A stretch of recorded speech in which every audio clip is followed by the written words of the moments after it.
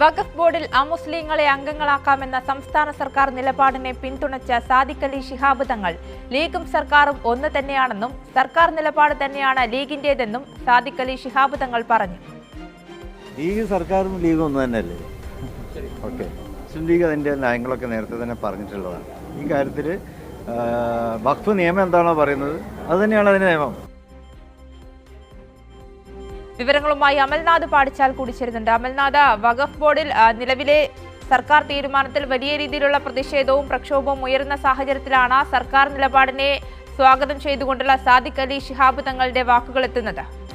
ആര്യ, തീർച്ചയായും അങ്ങനെ തന്നെയാണ്. വഖഫ് അമെൻമെൻറ്റ് ആക്ട് സെക്ഷൻ 14 പ്രകാരം ഈ വഖഫ് ബോർഡിൽ 2 അമുസ്ലിങ്ങളെ ഉൾപ്പെടുത്താം എന്ന ആ ഒരു തീരുമാനത്തിനോട് യോജിക്കുന്ന രീതിയിലുള്ള ഒരു നിലപാടാണ് നിലവിൽ ഇപ്പോൾ UDF സർക്കാർ കോടതിയിൽ മുന്നോട്ട് വെച്ചിട്ടുണ്ടായിരുന്നത്. ഇതിനെതിരെ ഒരു വാക്കുപോലും കോടതിയിൽ UDF പറഞ്ഞില്ല എന്നതാണ് ഏറ്റവും പ്രധാനപ്പെട്ട കാര്യം. അതായത് എന്താണോ സംഘപരിവാർ ഉദ്ദേശിച്ചത്, അല്ലെങ്കിൽ സംഘപരിവാറിൻ്റെ തീരുമാനം എന്താണോ ആ തീരുമാനത്തോട് പൂർണ്ണമായും സമ്മതം മൂളുന്ന ഒരു സാഹചര്യമായിരുന്നു ഹൈക്കോടതിയിൽ UDF സർക്കാരിൻ്റെ ഭാഗത്തു നിന്നും ഉണ്ടായത്. 2 അമുസ്ലിങ്ങളെ ഈ ബോർഡിൽ ഉൾപ്പെടുത്താമെന്നാണ് UDF സർക്കാരിൻ്റെ ഒരു വാദമുണ്ടായിരുന്നത്. ഈ ഒരു ഘട്ടത്തിൽ ഏറ്റവും കൂടുതൽ ആശങ്കയുണ്ടാക്കിയത് ലീഗിൻ്റെ നിലപാട് എന്താണ് എന്നുള്ളതാണ്. നിലവിലിപ്പോൾ ലീഗിൻ്റെ ആ ഒരു വിശദീകരണവും പുറത്തു വന്നിരിക്കുന്നു എന്നതാണ്. സാദിഖ് അലി ശിഹാബ് തങ്ങൾ പറഞ്ഞിരിക്കുന്നത് സർക്കാർ തന്നെയാണ് ലീഗ് എന്നുള്ളതാണ്. അതായത് എന്താണോ സർക്കാരിൻ്റെ തീരുമാനം അത് തന്നെയാണ് ലീഗിൻ്റെ തീരുമാനം. ഇത്തരത്തിൽ ഈ ഒരു 2 അമുസ്ലിങ്ങളെ ഈ വഖഫ് ബോർഡിൽ ഉൾപ്പെടുത്താമെന്ന തീരുമാനം UDF സർക്കാർ മുന്നോട്ട് വെച്ച സാഹചര്യത്തിൽ അതുതന്നെയാണ് ലീഗിൻ്റെ നിലപാട് എന്നാണ് നിലവിലിപ്പോൾ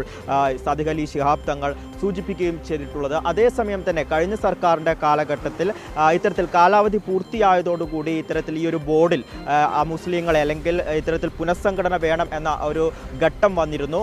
ആ ഒരു സാഹചര്യത്തിൽ കഴിഞ്ഞ സർക്കാർ LDF സർക്കാർ മുന്നോട്ട് വെച്ചിട്ടുണ്ടായിരുന്നത് 2 ഒഴിവുകൾ ഉണ്ടാക്കി വെക്കുകയും അത്തരത്തിൽ അവിടേക്ക് നിയമനം നടത്തിയില്ല. അതായത് മുസ്ലിങ്ങളെ നിയമിച്ചിരുന്നില്ല, പകരം അവിടെ 2 ഒഴിവുകൾ വെക്കുകയാണ് ചെയ്തിരുന്നത്. ആ ഒരു രീതി തന്നെ വേണമെങ്കിൽ ഇവിടെ UDF സർക്കാരിന് മുന്നോട്ട് വെക്കാൻ വേണ്ടി സാധിക്കുമായിരുന്നു. പക്ഷേ എന്നാൽ അത്തരത്തിലുള്ള ഒരു നീക്കത്തിലേക്കും UDF സർക്കാർ പോയില്ല. പൂർണ്ണമായും സംഘപരിവാറിനെ പിന്തുണയ്ക്കുന്ന ഒരു നിലപാട് തന്നെയാണ് ഹൈക്കോടതിയിൽ എടുത്തിട്ടുണ്ടായിരുന്നത്. അതേസമയം തന്നെ മുഖ്യമന്ത്രി VD സതീശൻ ആ ഘട്ടത്തിൽ സൂചിപ്പിച്ച ഒരു കാര്യമുണ്ട്. അതായത് ഈ കഴിഞ്ഞ LDF സർക്കാരും ഒപ്പം തന്നെ ആ ഘട്ടത്തിൽ ലീഗൊക്കെ സുപ്രീം കോടതിയിൽ ഹർജി നൽകിയിരുന്നു. ആ ഹർജി തള്ളിക്കളഞ്ഞിരിക്കുന്നു, സുപ്രീം കോടതി അത് തള്ളിക്കളഞ്ഞിരിക്കുന്നു എന്നാണ് മുഖ്യമന്ത്രി പറഞ്ഞിട്ടുണ്ടായിരുന്നത്. എന്നാൽ അത് പൂർണ്ണമായും പച്ചക്കള്ളമാണ് എന്നത് വളരെ വ്യക്തമാണ്. കാരണം ഇപ്പോഴും ആ ഹർജി സുപ്രീം കോടതിയിൽ നിലനിൽക്കുന്നുണ്ട്. ഈ ഒരു സാഹചര്യത്തിൽ വേണമെങ്കിൽ അഡ്വക്കേറ്റ് ജനറലിന് വേണമെങ്കിൽ ഹൈക്കോടതിയിൽ വാദിക്കാമായിരുന്നു. ഇത്തരത്തിൽ സുപ്രീം കോടതിയിൽ ഈ ഹർജി നിലനിൽക്കുന്ന സാഹചര്യം ഉള്ളതിനാൽ തന്നെ നിലവിൽ ഇപ്പോൾ ഹൈക്കോടതി ഈ കേസ് അല്ലെങ്കിൽ ഇതിൽ ഒരു പരിഗണന കാണേണ്ടതില്ല അല്ലെങ്കിൽ പരിഗണിക്കേണ്ടതില്ല എന്ന ഒരു വാദത്തിലേക്ക് അഡ്വക്കേറ്റ് ജനറലിന് എത്താമായിരുന്നു. പക്ഷേ അത്തരത്തിൽ ഒരു വാദവും ഉണ്ടായിരുന്നില്ല എന്നുള്ളതാണ്. എന്താണോ സംഘപരിവാർ ഉദ്ദേശിച്ചത്, നമുക്കറിയാം BJPയുടെ ഉപാധ്യക്ഷനായ ഷോൺ ജോർജാണ് ഇത്തരത്തിൽ ഈ ഹർജി മുന്നോട്ട് വയ്ക്കുന്നത്. ആ ഘട്ടത്തിൽ എന്താണോ BJP അല്ലെങ്കിൽ RSS സംഘപരിവാർ ഇവരൊക്കെ ഉദ്ദേശിക്കുന്നത് അതിനോട് പൂർണ്ണമായും സമവായത്തിലെത്തുന്ന UDF സർക്കാരിനെയാണ് നമുക്ക് കണ്ടിട്ടുള്ളത്.